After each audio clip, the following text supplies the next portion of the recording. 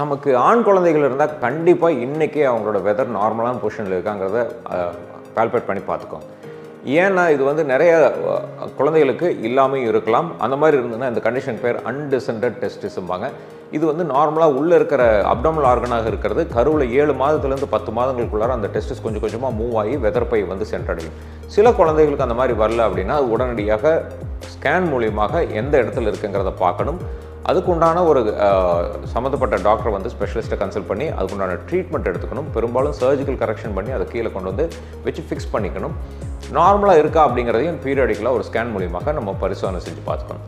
In case இதெல்லாம் தவறு விட்டோம் அப்படின்னா கண்டிப்பாக ஃப்யூச்சரில் ஹைப்போகோனடிசம் டெஸ்டிஸ் வந்து நார்மலாக விந்து அணுக்கள் ப்ரொடியூஸ் பண்ணுறதை கம்மி பண்ணிக்கிட்டே போகும்.